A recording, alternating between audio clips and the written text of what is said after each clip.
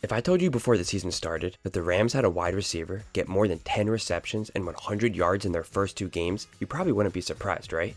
No one would bat an eye at Cooper Kupp being healthy and getting back to putting up the type of numbers that helped him get 145 receptions and nearly 1,950 yards in the 2021 season before injuries dragged him down to earth last season. But that's not the reality. Kupp hasn't played yet this season, and Coach Sean McVay is hopeful of his return by week 5 of this season at best.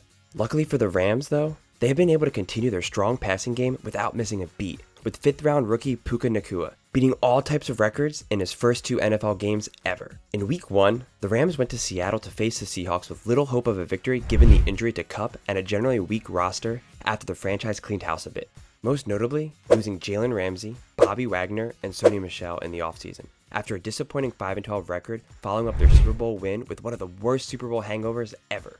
Coming off of that season and having to face a postseason team in one of the toughest away environments in the NFL meant very little NFL fans expected anything from the Rams. The Vegas line reflected that, with the Seahawks being favored by 5. However, the Rams managed to demolish the Seahawks 30-13 instead, a 22-point swing from the betting line. A big reason why was Puka Nacua, who led the team with 10 receptions and tied for the lead with 119 receiving yards in the winning effort. He was tied with Tutu Atwell, another rising star at receiver for the Rams who was obviously getting much less attention. Nacua has already established himself as Matthew Stafford's new go-to target, with 40% of Stafford's passes going his way. Those 15 targets were actually the most ever by a player in their first career game. Literally, no rookie has ever won their quarterback's trust faster than the 5th-round rookie out of BYU that few NFL fans had ever even heard of. Then, Week 2 managed to have even crazier stats by Nacua. This time, facing the 49ers defense, arguably the best in the NFL. Stafford targeted Nacua a whopping 20 times, and the rookie hauled in 15 of those balls for 147 yards. Though the Rams weren't able to beat the 49ers, they lost by only 1 touchdown, and some crucial plays for Nacua were a big reason for that. Those 15 catches broke the record for most receptions ever in a game by a rookie in NFL history. The previous record was surprisingly held by Najee Harris and Saquon Barkley, 2 running backs who proved themselves to be passing game threats in their rookie seasons. The other 2 players were Roy Halu in 2011 and Don Looney all the way back in 1940. If anyone was able to guess those 4 names as having the record before Nacua, please provide some immaculate grid help for the rest of us. The randomness of that list really shows that a record like this could be the product of some weird circumstances for one game. However, one has to take in all the records Nacua has beat so far to really get a sense of how impressive he's been.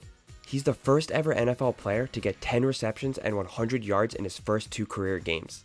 Only 4 players had ever even done that in their first 2 games of a season, period. Interestingly, 2 of those are the other 2 best receivers in Rams history, Kupp and Isaac Bruce. For a rookie to do that when only 4 other players had done that before, insane. He has the most catches by an NFL player in their first career games, beating the previous record held by Earl Cooper since 1980 by a whole 6 receptions. He actually also beat Odell Beckham Jr. for the most catches by a rookie over any 2 games in their rookie season, not just the first 2. If you keep digging, you'll keep finding records that Nacua broke. One of the few that was out of reach was Anquan Boldin's record for the most yards ever by a player in their first 2 games, and Nacua only missed that by 13 yards. So where in the world did this come from? Nacua was the 177th overall pick in the NFL draft after a college career that was solid but nothing crazy. He was a 4-star recruit out of high school in Utah in the class of 2019 and committed to the University of Washington, where the COVID season and a broken foot limited him to just 11 games in his freshman and sophomore seasons.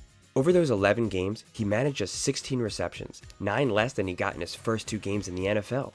He did manage over 300 yards and 3 touchdowns off those receptions though, showing some deep playability that he's yet to actually demonstrate in the NFL.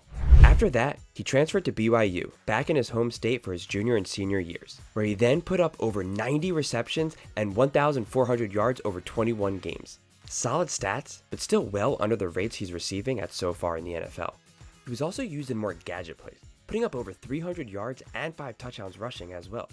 This is another skill that Nacua hasn't shown much of in the NFL so far, though the Rams have given him 2 rushing plays already, one of which led to a short gain for a first down.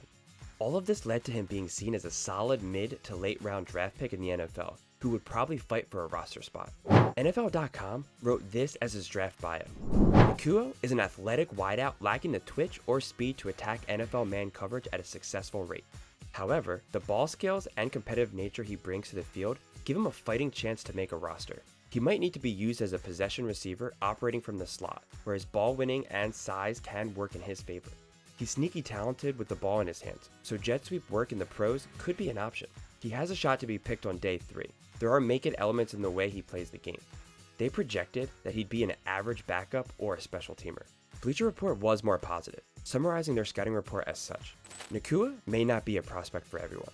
His route running is very raw, and fixing that may be an undertaking some teams don't want to deal with, especially if they want early production.